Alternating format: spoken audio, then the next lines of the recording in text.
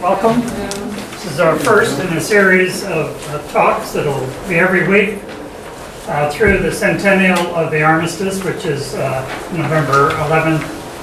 It's a Sunday, and so we're glad to have you here. If you haven't been here to see the exhibit, I invite you, because I know why you're here to hear Jay, but I invite you to see the exhibit. And where it was inspired both by the fact that this is the 100th anniversary of the end of the war, and also we wanted to highlight residents of Addison County, or who later became residents, who had an association, fought in World War I, or were in the war, in the service during the war. So as an example, in this room, we have a pilot here, Otto Heinrichs, who later became to Middlebury College and taught American civilization. He was a pilot and actually was shot down twice. He's known as the luckiest man in the war. The second time he ended up in a German hospital. Werner Neuse is over here, and his dad, Werner, was a German professor at Middlebury College, but he was born in Germany. He fought for the Germans in World War I, as did his dad. His dad died in 1914. Werner signed up at the age of 16, eventually came to this country and taught at Middlebury College. Over here is Stephen Freeman. He was at Harvard when the war began, and he left Harvard, became a naval pilot. He never went overseas to fight, but he trained other pilots. My grandfather, Jacob Johnson Ross, is in the back. He was at Middlebury College. He was head of the physical education department. He signed up for the war and went to France as the flight surgeon for the 17th Aero Squadron. And he left my grandmother with 3 children at the age of 10 here in Middlebury. So we have all the letters that they exchanged that gives you an idea of what it was like in France. My grandmother writes about the Spanish influenza that was here in Middlebury and elsewhere. And Werner's diaries and photograph album talks about his service and his dad. And upstairs we have many more stories about those from Middlebury, and then a wonderful exhibit by Fran Bowles based on John McCrae's poem In Flanders Fields. So please make sure you see all this and invite your friends. But we're here to hear Jay, and I'm sure most of you know Jay, a wonderful professor at Middlebury College, and also a man with so many diverse interests, in addition to playing basketball. And he's written about Jesus, and he's written about Gore Vidal. You can imagine such diverse subjects. And just to name the other artists that he's written about is Herman Melville, Robert Frost, John Steinbeck, William Faulkner, and of course Jesus. So I think most of you know Jay, so it's my privilege to introduce him and welcome him as our first speaker in this series. So thank you, Jay. Thank you, Bill.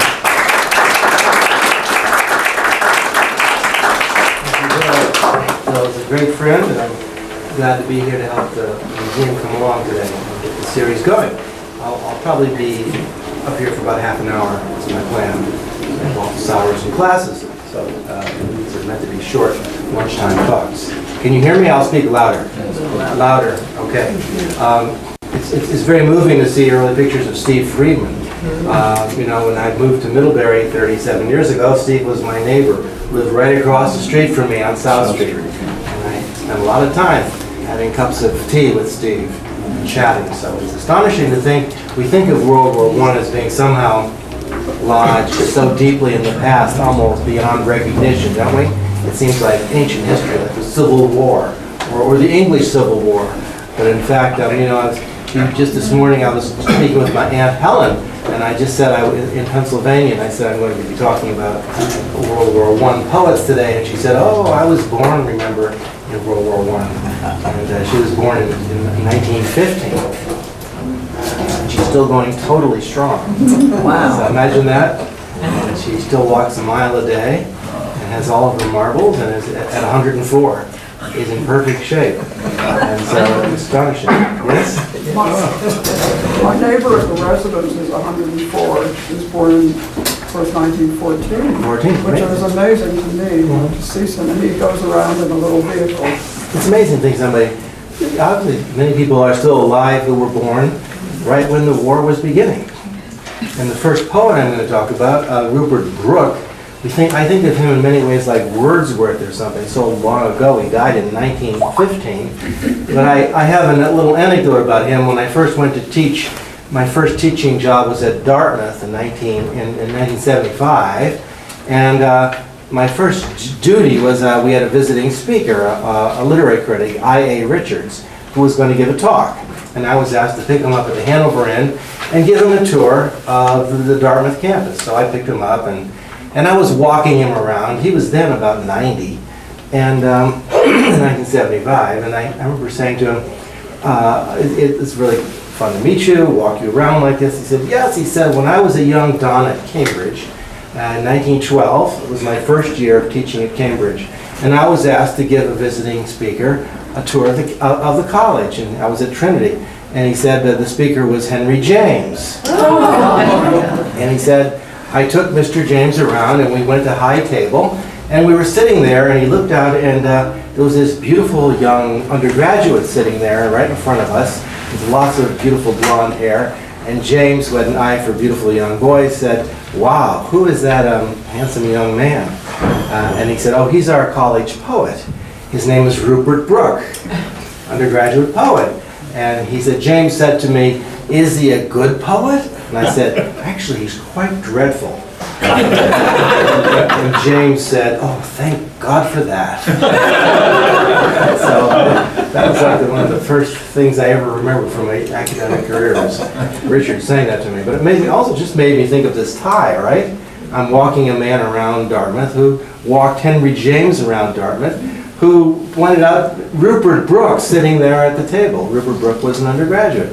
So I was visiting the college then, so it was astonishing.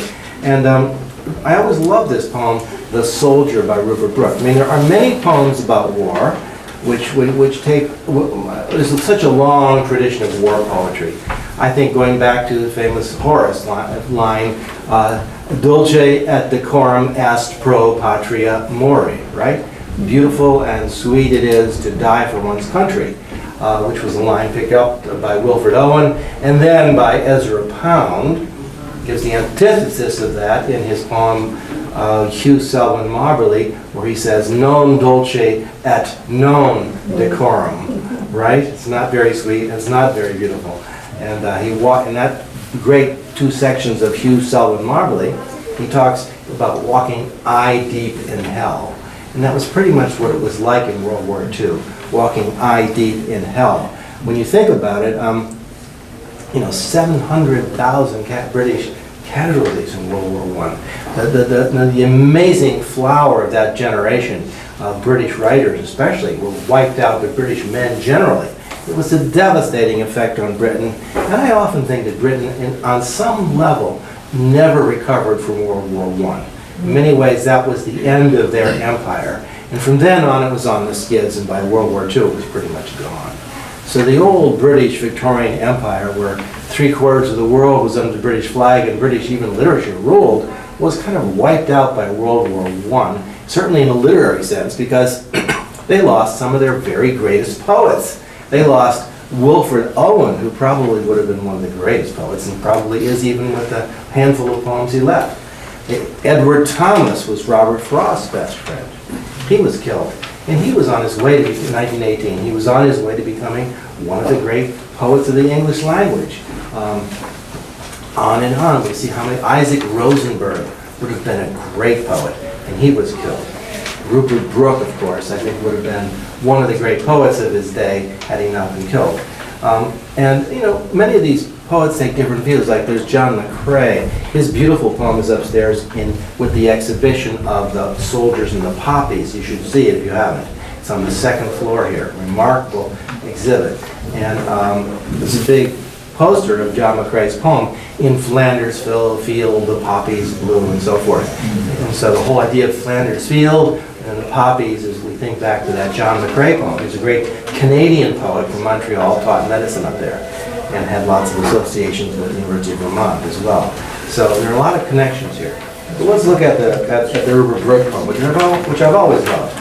This is written early in the war. If I should die, think only this of me, that there is some corner of a foreign field that is forever England.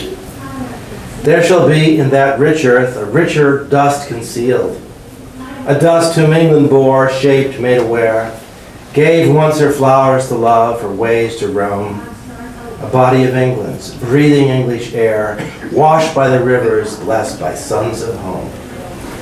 And think, this heart, all evils shed away, a pulse that, in the eternal mind no less, gives somewhere back the thoughts by England given, her sights and sounds, dreams happy as her day, and laughter learnt of friends and gentleness, in hearts at peace, under an English heaven. It's a very patriotic English, specifically very English poem, isn't it? Beautifully, beautifully written. And the rhetoric here, I mean, you can see the whole of the English literary tradition, from sonneteering, from Milton, Shakespeare and Milton, through Wordsworth, are somehow encapsulated in the language and the driving force.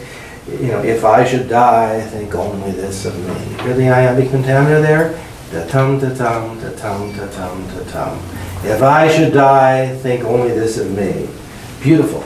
And then in a kind of casual way, he brings into the iambic pentameter a speaking voice, as in that second line, that there's some corner of a foreign field, that there's some corner of a foreign field, that there's some corner of a foreign field.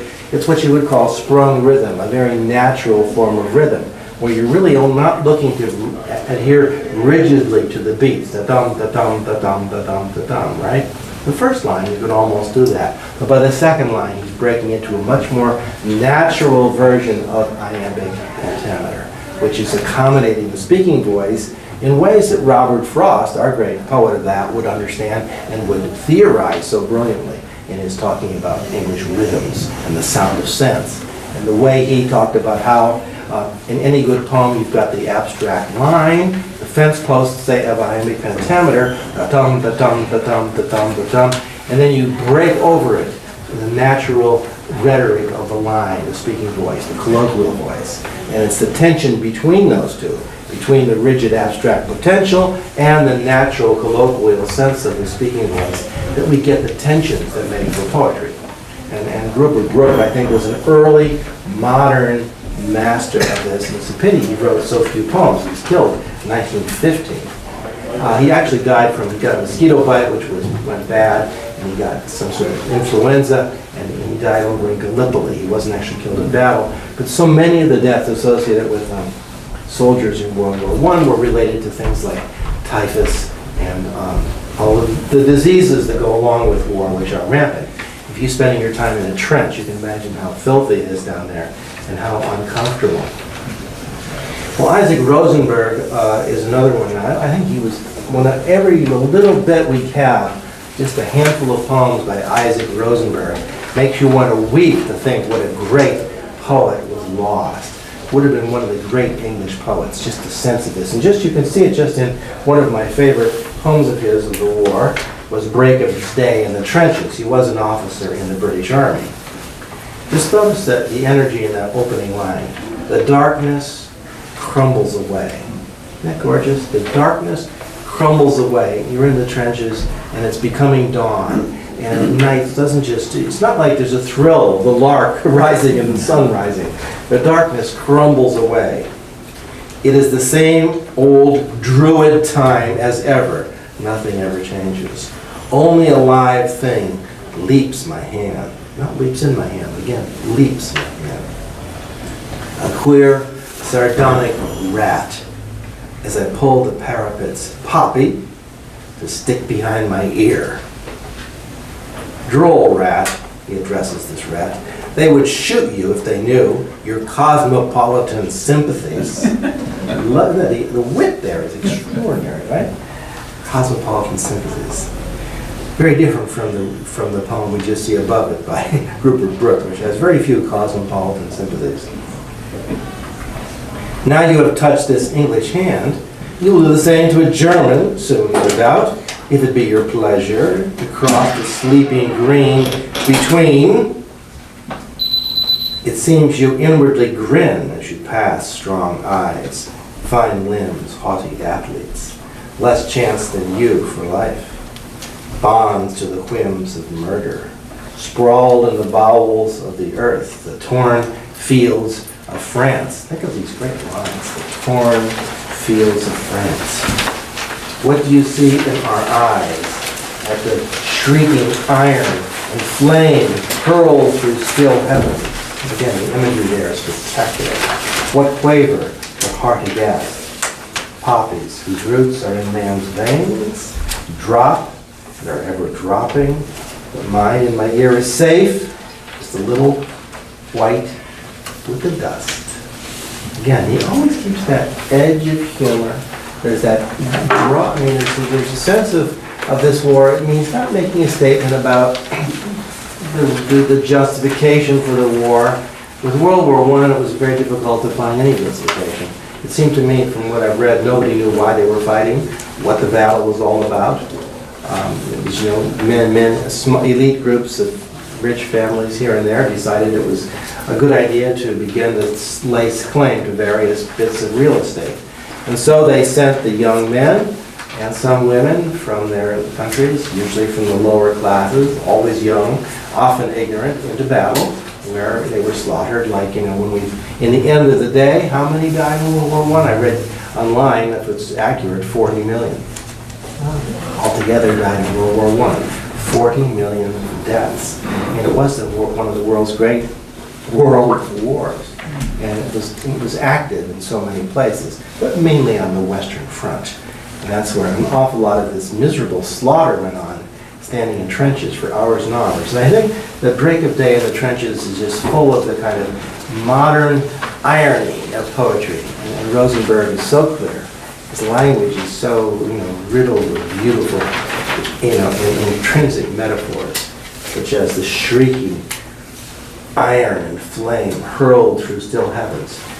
Well, it's a kind of synecdoche again, a little part standing in for the whole. You can imagine the bits and pieces of the mortar fire, standing in for the fury of God and the fury of evil, and also the idea that somehow this is ingrained in our blood, this desire for war.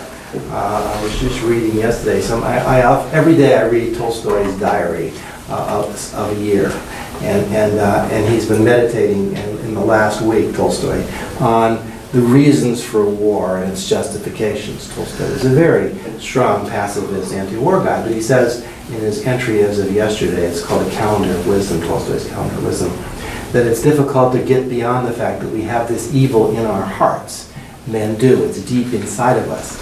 And until we can somehow purify ourselves, which is maybe a fantasy, we will never get rid of war. We seem destined to chew each other up, bomb each other out, destroy bodies physically like this in places. And of course, war stays going and going and going. It's just always, always, always with us.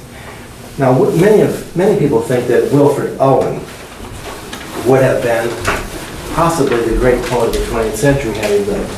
And the handful of poems he left behind certainly suggest a power of imagination, a kind of grasp of language and articulation of language that really it puts him at the very highest levels. And here's another beautiful sonnet, Anthem for Doomed Youth. And one of the things to listen for in this poem is how frequently the language is onomatopoetic. It imitates the action, the machine gun's rapid rattle. You can almost hear it being suggested by the choice of words, by his use of alliteration, and the poem is deeply assonantal. That is, you've got rhymes of the vowels all the way through. So look for the consonantal rhyme, alliteration, and the assonantal rhyme, the assonance, plunging through the poem. And Robert Frost once said, every great poem has to have a music, and this has to have a song or a tune. Well, I think this poem has a beautiful tune, or a sad tune. Anthem for Doomed Youth. An anthem is, of course, a song. usually a song in memory. What passing bells for these who die as cattle? Only the monstrous anger of the guns, only the stuttering rifle's rapid rattle can patter out their hasty orisons. No mockery now for them, no prayers nor bells, nor any voice of mourning save the choirs, the shrill, demented choirs, modified choirs, now to tell us what he means, of wailing shells and bugles calling for them from sad shires. What candles may be held to speed them all, not in the hands of boys, but in their eyes shall shine the holy glimmers of goodbyes. The pallor of girls' brows shall be their pall, their flowers the tenderness of patient minds, and each slow dusk a drawing down of lines. Just that last line was bizarrely good.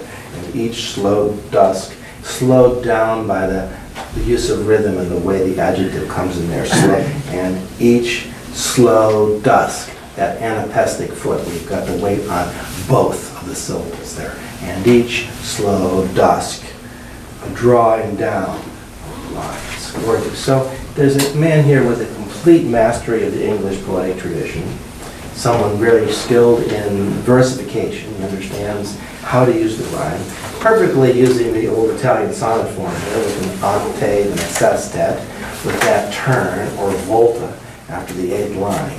And so often with question, where you question what you've seen before. You've got the image in an Italian sonnet, put the image up there, and then in the sestet, the last 6 lines, you interrogate that image. And that's really what Owen's doing here. But if you don't know Owen's poetry, go through it, and he's really astonishing to read. Dolce at the Cormespro is another one. Strange Meeting is another one. He's just a great poet of the war. There's so much written about this. John Stallworthy's put together a marvelous anthology of World War I poets, which includes some of the great ones. Robert Graves wrote some brilliant World War I poetry. Ezra Pound wrote little bits and pieces. There's actually a couple of great poems by the old Thomas Hardy that really have to do with, in many ways, World War I. Channel Firing would be one of my favorite ones. But there's just an awful lot. Siegfried Sassoon, another poet of World War I, as I mentioned earlier, Edward Thomas, and there are so many, but it's worth thinking about. But Stallworthy has a beautiful anthology published by Oxford of the poets of World War I, and even some women poets who were talking about their work, working in the fields as ambulance drivers, or just had, lovers or boyfriends or fathers killed in the war or off in the war. So it's just a rich area of poetry. It's often curious to me that World War II did not produce the same body of work in poetry that World War I did. I don't know what the answer for that is. Certainly, it's something one should think about. World War II, there are very few poems that stay in my mind from World War II. There are a handful. One of them being Richard Everhart, was my old colleague at Dartmouth. He wrote The Fury of Aerial Bombardment, which is a great poem of World War II. And there are Randall Jarrell and a few others, but there's really fairly little poetry of World War II. Carl Shapiro wrote some great stuff. Well, like I said, this is a very short talk, and let's have a little questions, comments especially welcome, about these poems or anything to do with things you wonder about poetry in World War I. Yes? Just from my having read a couple of different poets from World War I, it seems to me that there is a divide at play between the formal kind of rhyme and meter, say an older school of poets, and kind of the modernist kind of attitude that it essentially, or in many respects, throws off all of the formal patterns. I mean, I think you kind of capture that here in the comparison of your first two poets. I don't know, I mean, I think is that a causal thing? I mean, did the modernist movement come before the war, or did the war kind of usher in that? No, it's really coincident with World War I. I think the whole modernist movement, in most ways, you could think of World War I as modernism was already maybe just beginning, but by 1914, 15, mass slaughter on the fields of World War I think provided a jolt, which then disrupted the arts in many ways. And so we see in art Cubism coming along in a big way, and Fauvism following, and then we see modernism in poetry, Ezra Pound, T.S. Eliot, really disrupting the usual lines of English verse. And so the traditional English verse, which was sort of metered and rhymed in a certain way, sonnets and so forth, and lots of blank verse, was being disrupted in the second decade of the 20th century. And so, yeah, there was that tension.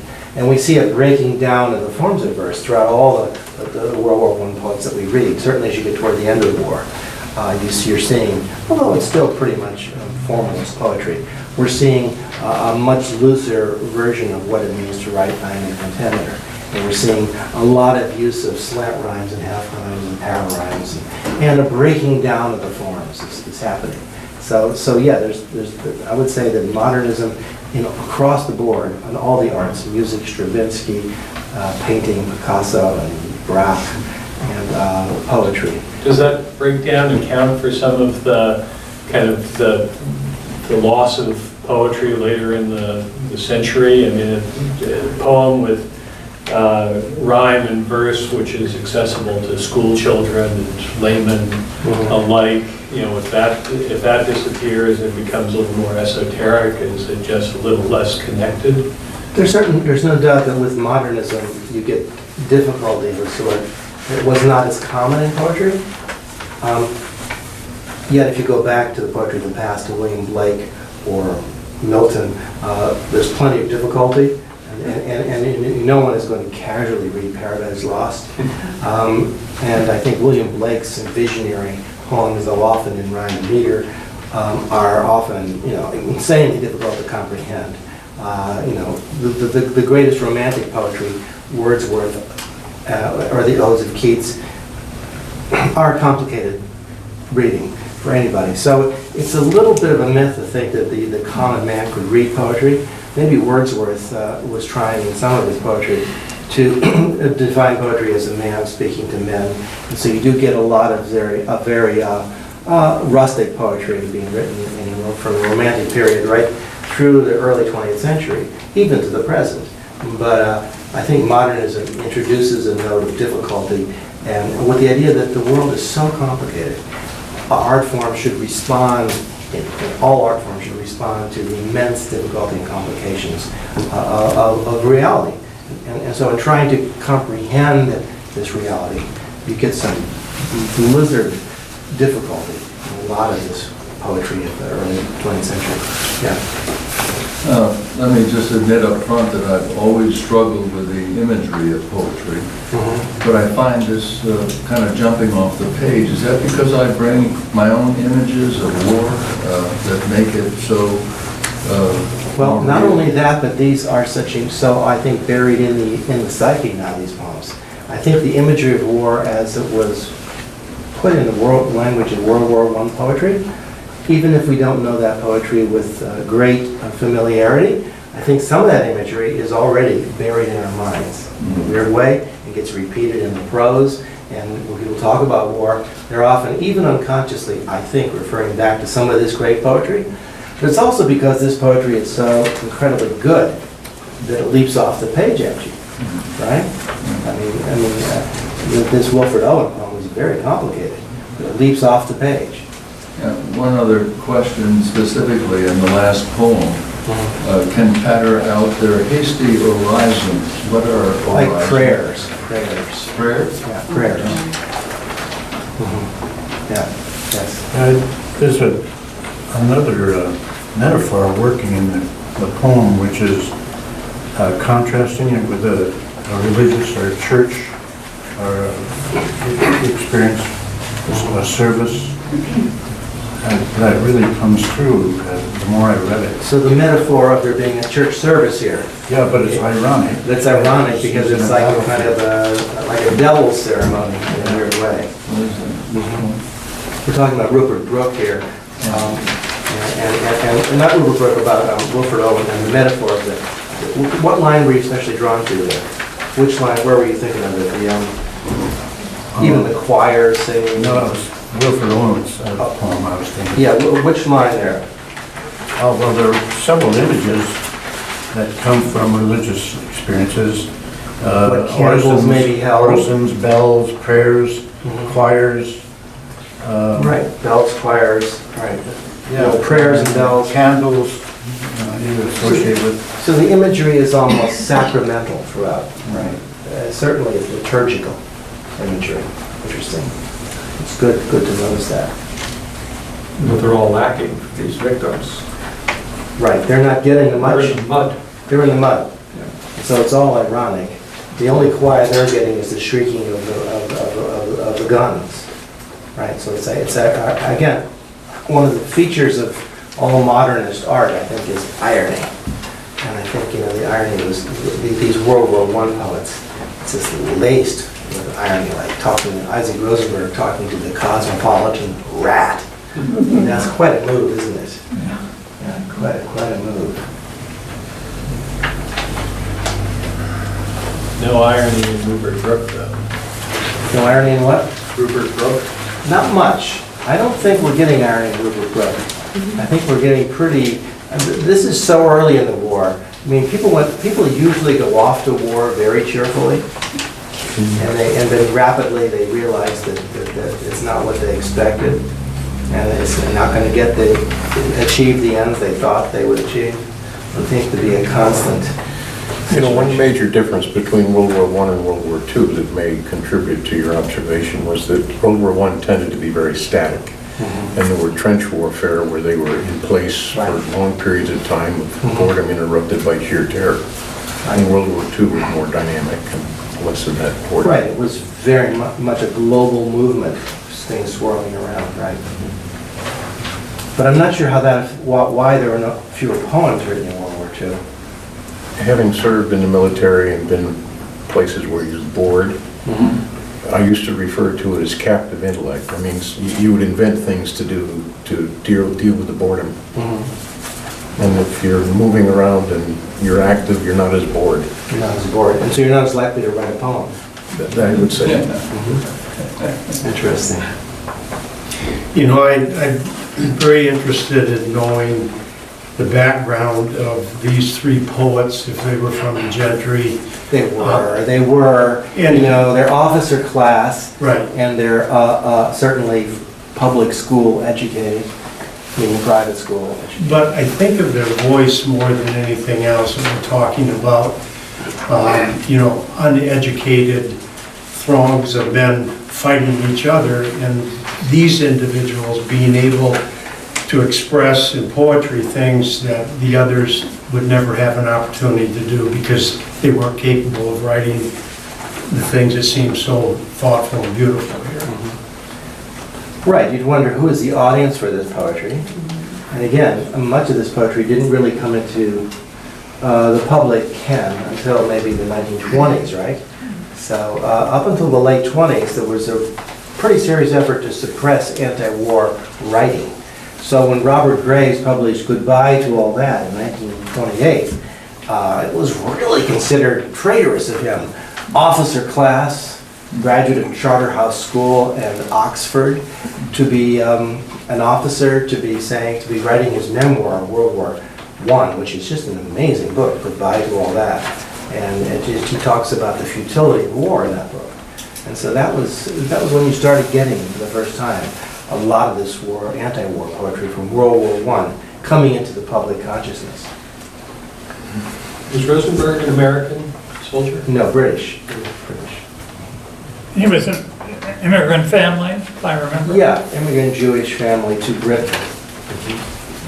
Is there kind of a comparison to American poets in your minds to these three? Well, I don't, we didn't have a lot of American poets writing. I mean, I would say one of the more interesting parallels would be someone like A.E. Cummings, who was in fact an American soldier in World War I. He wrote a wonderful novel about his experience, The Enormous Room, and a lot of his poetry does, I think, reflect back on the horrors of war in a weird way. So there is E.E. Cummings. We don't have an awful lot. And Joyce Kilmer was very kind of fusty and old-fashioned. Right, He wrote a little bit before he died. a little bit. Wasn't Cummings a conscientious objector? He was, He worked and in the ultimately. ambulance. And then we get, actually Ezra Pound would be a good example of an American poet living in Europe at the time of World War I and writing poetry which has a profoundly, at least in phases, anti-war quality to it. World War I. I think Hugh Selwyn Marbley is quite remarkable. The line that got me from Owen, and it reminded me of was the end of that first line of Owen's, Dian's cattle. Yeah. And in World War I, there were the mass charges and the machine guns. No, that didn't as greatly happen to or since then in our disasters. In World War I, there were a lot of horses that died. Yes. As the soldiers did. Exactly, sure. Charges, cavalry charges. Yeah. I suspect all three poets were very young when they died, or 18, 19 or something. Well, actually, no, not necessarily. They were more, I mean, I think that Rupert Brooke was pretty young, but the others are more like 20s. How old was Wilfred Owen when he died? I can't remember exactly, but they were not like 19-year-olds. They were officers who were coming in as 20 or some year olds. They just had the voice of older people who have lived a Yes. long life And people who have also read a lot of poetry. Yeah. I think they're all very well educated, and that would be something that would be hard to come across, find today. That was that familiar with the poetic traditions. Pretty rare nowadays. Right? So, so by the time you get poetry, in American poetry, even in World War II, there's very little. It's possible there aren't enough people educated in kinds of poetry that could yield this sort of verse.